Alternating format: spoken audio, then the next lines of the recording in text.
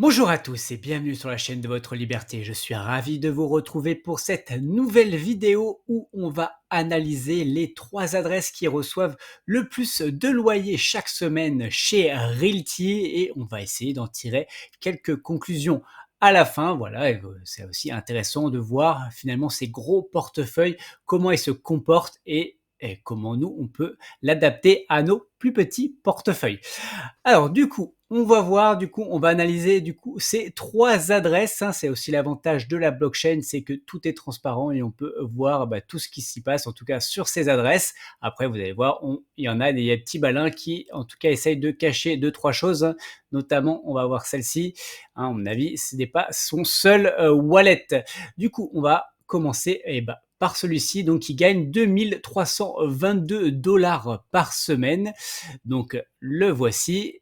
Donc on voit aussi son évolution. Donc ce wallet, il a commencé à toucher ses premiers loyers le 29 janvier 2023. Donc vous voyez, il a gagné que 1374 dollars cette semaine-là. Et après, voilà, direct, ça a commencé à augmenter bien comme il faut. Après, voilà, il y a quelques variations, notamment aussi cette fameuse grosse chute. Donc là, qu'on va voir à peu près partout, hein, c'est aussi du coup les départs de locataires l'année dernière. Et après, donc encore quelques petits départs. Et après, progressivement, voilà, les relocations. Et vous voyez que c'est assez stable, en tout cas ces derniers temps. Et là, ça doit être clairement c'est Dream Cycle, parce que vous allez voir, donc il possède du Dream Cycle. Ensuite, on va regarder aussi combien de tokens, en tout cas combien de propriétés il possède. Donc là, on voit qu'il y en a 8, 9, 8, 7 et 8. Donc pour le coup, il a très peu de propriétés différentes.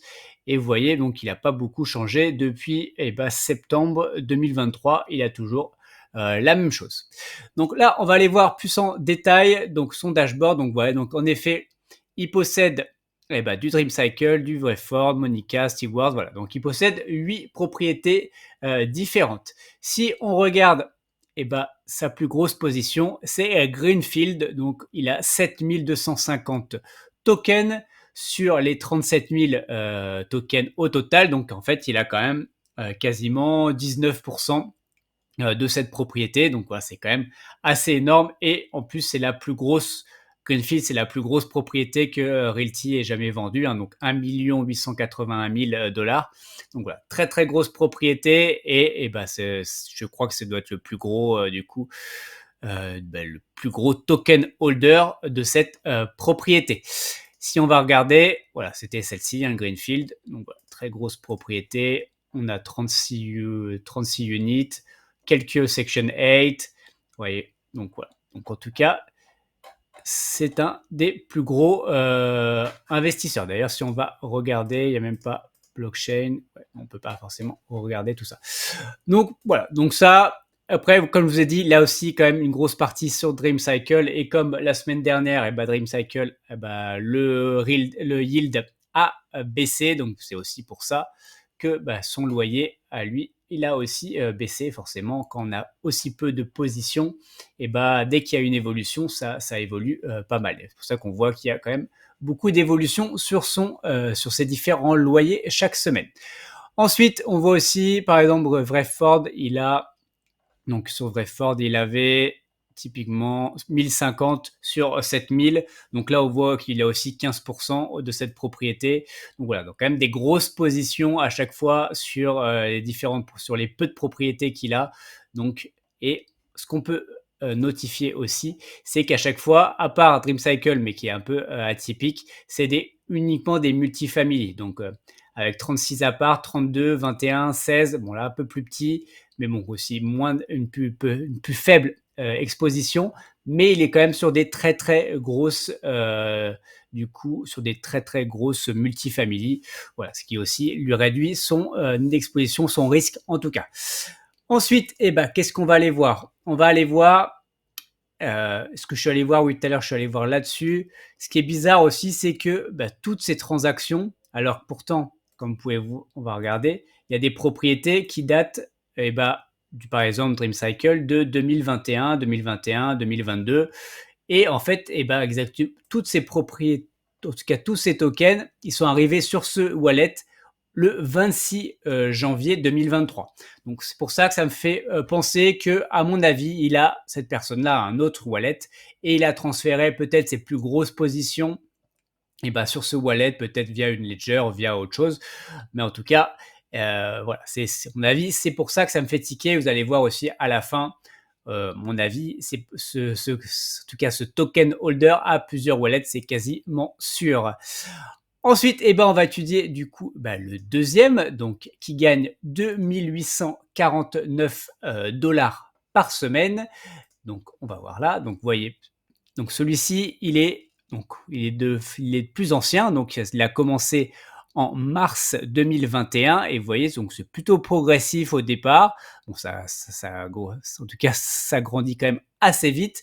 Et après, à partir de, on va dire, de avril 2022, là, on va dire, bah, ça commence à stagner, ça augmente. Mais à mon avis, c'est juste par rapport aux réévaluations.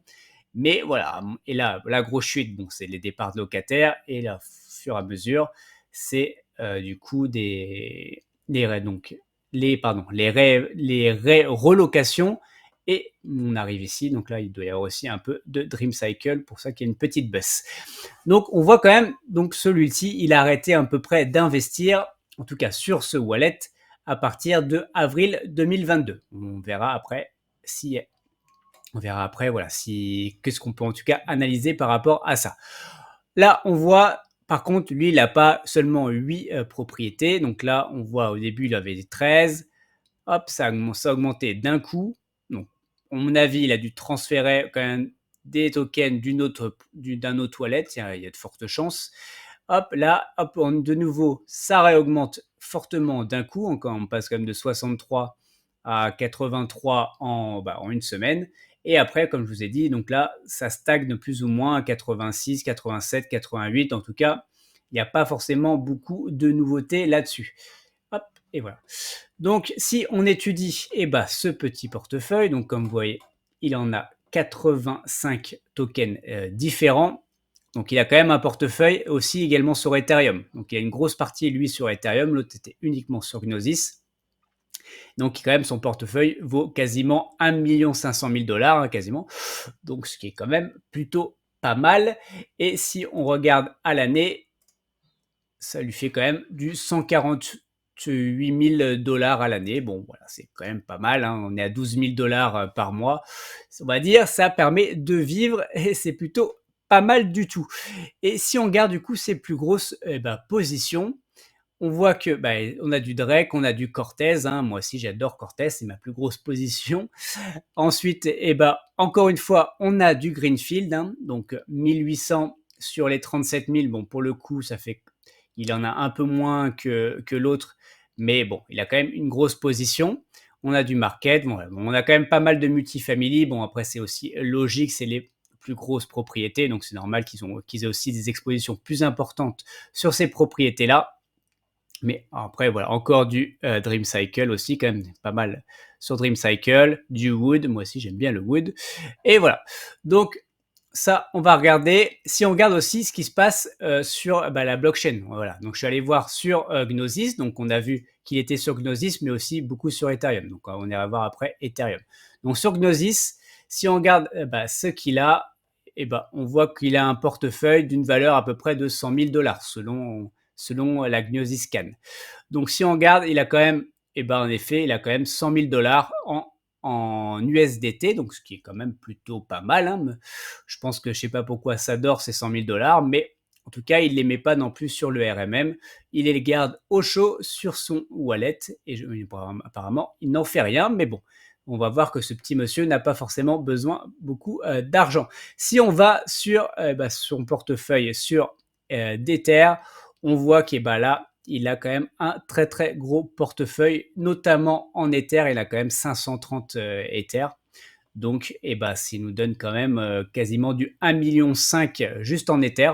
Bon, ce qui est quand même plutôt pas mal. Mais on voit finalement, sa position, si on regarde sa position sur Realty, est de quasiment 1,5 million également.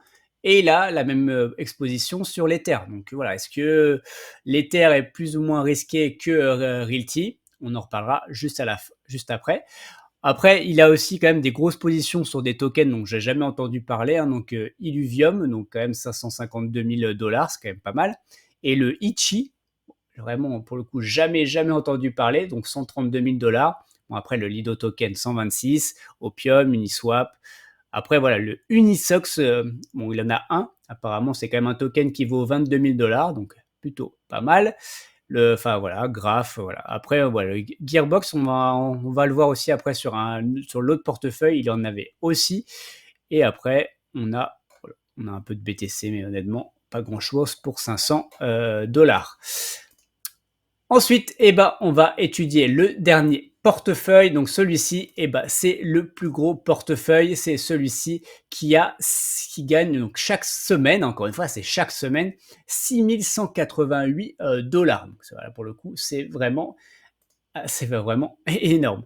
Donc là, on voit pareil. Donc ce portefeuille a commencé à gagner ses premiers loyers en octobre 2021. Donc pareil, ça a progressé tout doucement, enfin tout doucement, encore une fois, c'est relatif, hein, mais par rapport à ce que lui aujourd'hui fait, et on voit que c'est quand même beaucoup plus linéaire que les autres. Bon, là, ça, il y a eu la chute comme d'hab, mais après, voilà, ça a remonté, et aujourd'hui, on est à fameux 6 188 $. Quand on regarde le nombre de tokens, donc là, bon, au début, il en a eu un, il a testé, hein, après, il en avait fait 4.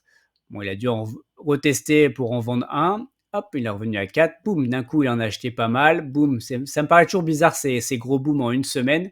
Donc après, je sais que parfois, et ça c'est les rain start, ça aussi, faut attention, c'est au niveau des rain start. Donc parfois, il y a quand même, les rain start sont assez regroupés, donc tout ce qu'on achète pendant un mois, la rain start, elle commence à peu près au même moment.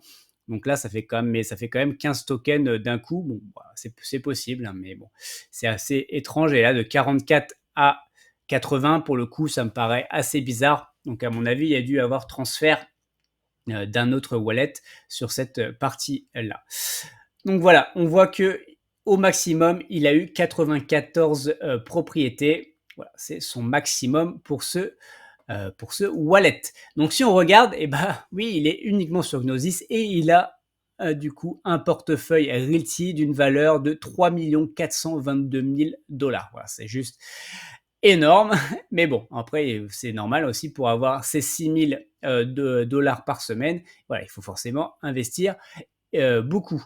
Si on regarde la première propriété, c'est encore une fois Greenfield. Donc, certes, c'est la plus grosse propriété que Realty ait jamais proposée.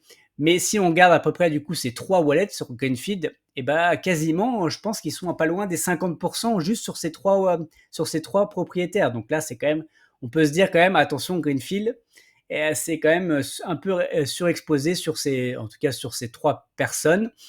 Après, est-ce que Realty a pas fait aussi appel du coup à ces whales, à ces baleines, justement pour revendre cette très très grosse propriété, voilà, quand même 1 881 000, faut les lever, hein, ça se fait pas comme ça. Voilà, à mon avis, ils ont dû aussi faire appel, voilà, aidez-nous en tout cas, investissez sur cette propriété. Honnêtement, c'est une très bonne propriété, hein, moi aussi j'en ai.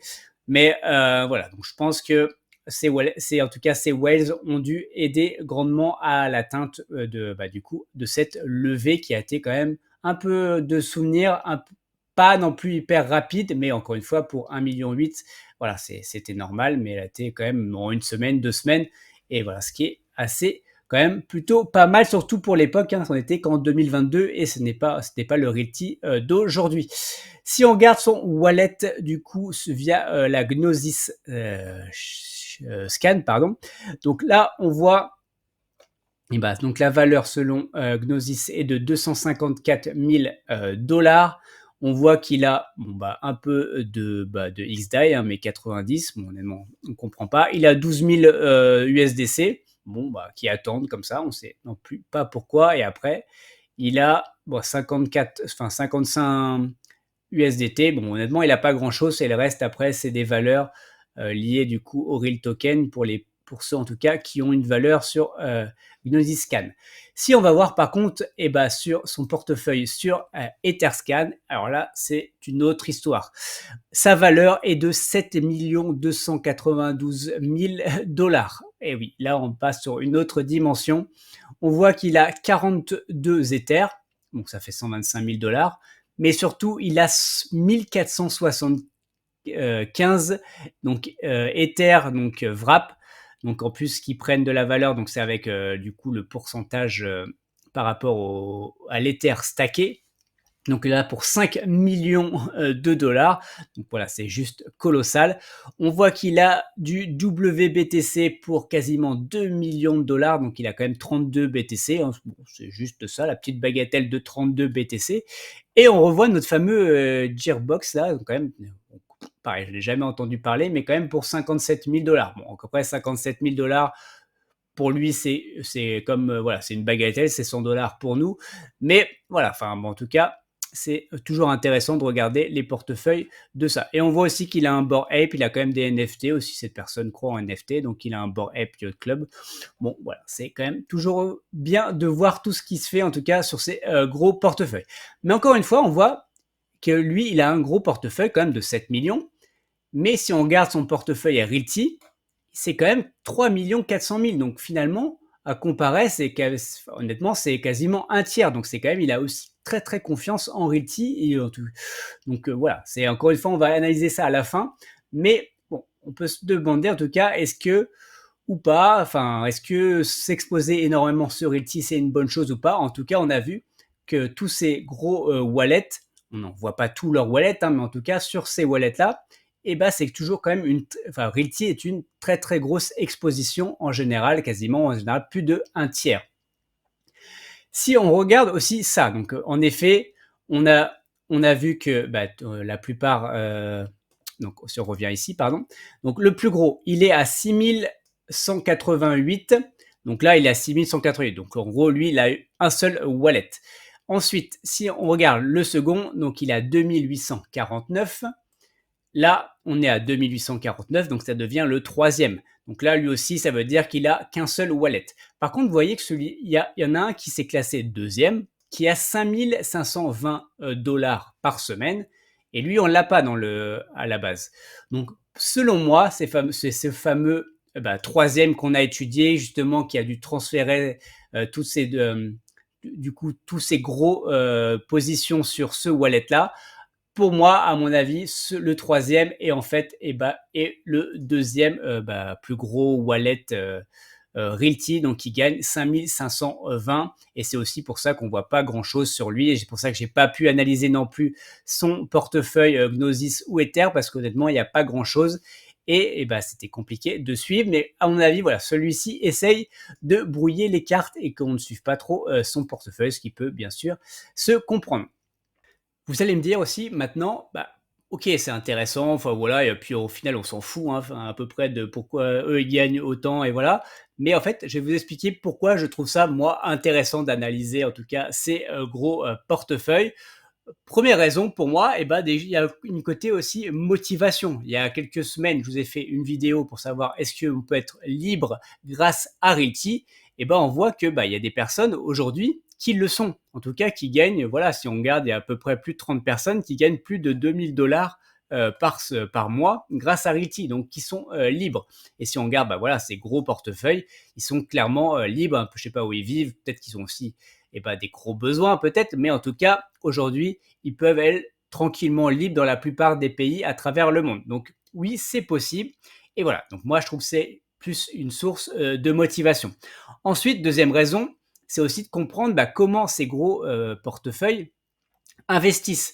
Et on a vu que finalement, pour la plupart, ils sont plutôt sélectifs que collectionneurs. Donc lui, bon, il en a que 8, mais même s'il est... Bon, après, voilà, lui, il cache deux, trois choses. Mais en tout cas, les autres qui ne cachent rien, on voit que au maximum, ils ont, voilà, lui, il avait 85 propriétés différentes et celui-là 95. Donc, ils ont tous moins de 100 propriétés différentes. Donc, ce qui montre que finalement, ils sont quand même voilà, plus sélectifs que collectionneurs. Et c'est pas pour rien que moi, en tout cas, à chaque vente, je vous analyse les propriétés. C'est, encore une fois, je trouve, et c'est ce que j'essaie de vous transmettre, c'est qu'il vaut mieux être sélectif dans ses achats plutôt que de vouloir à chaque fois acheter un token de chaque propriété. Encore une fois, je vous comprends, j'ai été pendant une partie de mon parcours Realty, j'ai été comme ça. Mais voilà, aujourd'hui, j'essaie vraiment aussi d'être beaucoup plus sélectif plutôt que d'acheter un peu tout. Et après, ça dépend aussi de votre exposition et ça dépend de vos revenus, en tout cas de du montant que vous investissez chez Realty. Voilà. Si vous avez, à chaque fois, vous achetez 15-20 tokens par vente, bon, bah, peut-être que vous, sur le meilleure propriété, vous pouvez mettre 10-15 tokens et sur l'autre, et ben, voilà, si vous en voulez au moins un, vous mettez un token. Bon, ça peut s'expliquer.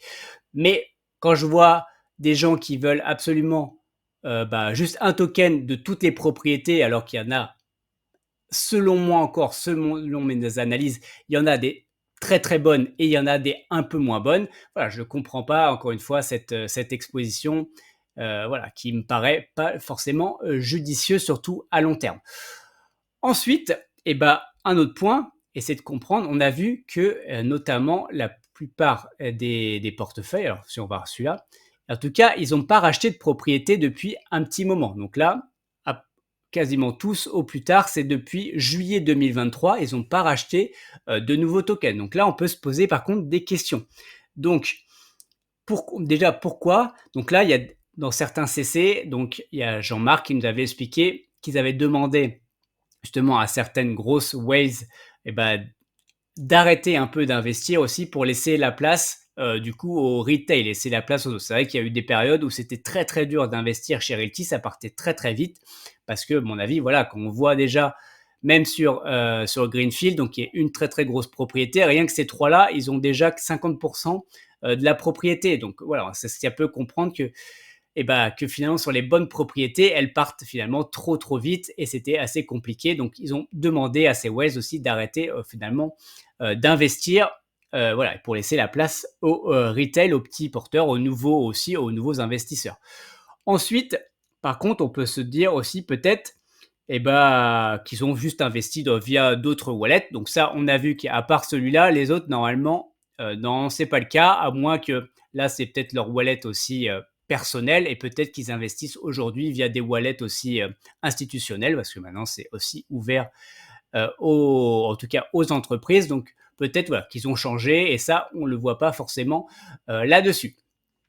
Et dernière raison, attention, c'est aussi de se dire, attention, peut-être qu'ils ont envie de se dérisquer sur Realty. Peut-être qu'aujourd'hui, ils ne croient plus en Realty. Peut-être qu'on a vu quand même, ils sont exposés en général quand même à peu près un tiers de leur portefeuille crypto, en tout cas ce qu'on a pu en voir. Donc on peut se poser la question. Et c'est pour ça que je suis allé voir aussi, eh ben, est-ce qu'ils sont, ils seraient pas, enfin, est-ce qu'ils auraient investi dans le token RWA, donc là, qui était la levée de fonds de Realty. Et donc, je suis allé voir du coup les investissements là-dessus. Et là, on voit, par exemple, la plus grosse position, donc qui a quand même 8%, hein, donc c'est vraiment, il a 8%, et le deuxième, il a 2%, donc il a vraiment 4 fois plus. Et là, celui-ci, c'est justement notre deuxième wallet. Donc voilà, le fameux qui essaye de cacher les choses ou autre. Donc lui, à mon avis, il croit bien encore dans Realty parce que du coup, il a quand même investi beaucoup dans ce token. Et si on regarde à la base, il avait même acheté pour 10 000, pour 10 000 hein, quand même. Donc ça fait quand même 500 000 dollars, hein, c'est quand même plutôt pas mal. Après, il a dû du coup soit en transférer 2000 sur un autre portefeuille, soit les revendre. Donc voilà, alors, je ne sais pas forcément ce qu'il en a fait de ces 2000 tokens, donc juste ces 100 000 dollars de tokens. Mais en tout cas, celui-ci croit toujours dans Realty. Du coup, j'ai envie de vous dire, finalement, moi, je suis plutôt rassuré par rapport à ça parce qu'on voit quand même que la part, en tout cas, de Realty dans leur portefeuille est quand même assez importante. Ça, on l'a vu. On voit qu'en tout cas, ce portefeuille-là a quand même aussi massivement investi dans le token RWA. Donc, c'est quand même qui croit Realty en long terme. Donc, moi, je trouve ça, en tout cas, plutôt confiant et plutôt rassurant. Donc, voilà, honnêtement, ça me donne encore une fois plus envie de continuer parce que voilà, il y a quand même des très très gros portefeuilles qui eux n'hésitent pas à investir dans Realty. Allez, voilà, c'est tout pour cette vidéo. Mettez-moi en commentaire ce que vous pensez aussi de cette analyse. Peut-être vous avez une autre vision. Est-ce que vous trouvez peut-être pas du tout intéressant? En tout cas, mettez-les-moi en commentaire. Mettez des pouces vers le haut, comme dirait Jean-Marc. Si vous n'êtes pas encore abonné, abonnez-vous. Et Pour rappel, tout ceci ne sont pas des conseils en investissement. Mon but n'est pas de vous apporter le poisson tout cru dans l'assiette, mais de vous apprendre à pêcher. Faites vos propres recherches avant d'investir votre argent. Allez, c'est tout pour cette vidéo. On se voit dans une prochaine. Ciao!